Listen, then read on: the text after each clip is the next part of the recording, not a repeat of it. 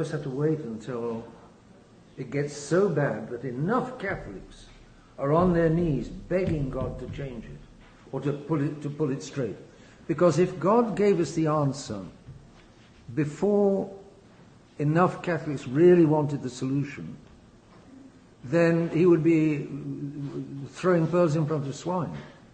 He's got to wait until enough Catholics are praying seriously enough that he can be sure that if he gives a decent pope, the decent pope will be followed and listened to and respected. Because it seems that John Paul I was going to go after some Freemasons. You know, you remember he died, quote unquote. Well, he died. He had a heart attack, quote unquote, about 33 days after he was elected pope. And that was in 1978, the year of the two conclaves. And, we don't know exactly what goes on in the Vatican, so who knows, God knows. But it does seem that he was murdered, and he was murdered because he was going to go after some Freemasons. He had, in the hot seat, he had learned, this is what we hear, he had learned that he had some real high-grade traitors right next to him because they were Freemasons, and he was going to just move them out, and they got rid of him before he got rid of them.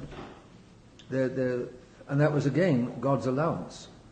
God could easily have stopped the poison, in his nightcap poison, whatever it was, from having its effect, if the world had deserved it. The world didn't deserve even a John Paul I, who wasn't ideal, but it looks as though he was going to do something decent, or try to do something decent.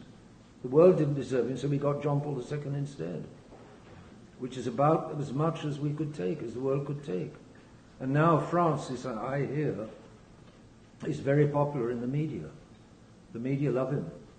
Of course, the media are the bad guys, so... But I love John Paul too. But it's probably a popular feeling. Yeah. John Paul II is certainly also very popular. All the heads of state were there at his funeral, were they not? Yeah. So they're going after the world. They want to be loved by the world. But the church has had some terrible popes. I do recommend. I've been writing about it. That book, Plot Against the Church, by Maurice Pinay, P-I-N-A-Y. It's very good. It's the story of the persecution of the church by the Jews for 2,000 years. And it makes a tremendous lot of sense. And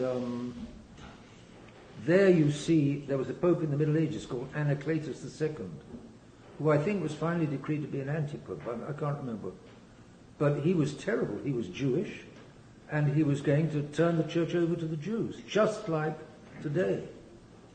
I was in Poland a few weeks ago, and they tell me there that all of the bishops are Jewish. I don't know if that's exactly true. Jewish or Judeophile, I don't know.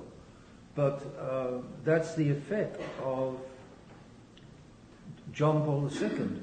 John Paul II had a Jewish mother. And for the Jews, if you have a Jewish mother, you are a Jew. If you have only a Jewish father, you're not necessarily a Jew. You've got Jewish blood, but you're not necessarily a Jew. For the Jews, it goes by the mother. Cardinal Ratzinger had a Jewish mother, a Jewish grandmother, a Jewish great-grandmother. So he was a Jew for the Jews. And remember, he visited the synagogue in Cologne, he visited the synagogue in New York, he visited the synagogue in Rome, I think. He was in and out of the synagogue. And if he was Jewish, he was Jewish. Pope Paul VI was Jewish, had a Jewish mother again. And that means that, for the Jews, they belong to the Jews, and they've got the instincts of a Jew to destroy the church. And the Anacletus was of a Jewish family.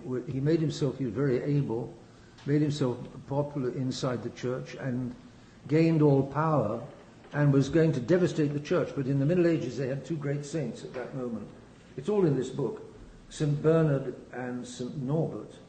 And Bernard and Norbert rallied the Catholics, and they managed to get rid of Anacletus.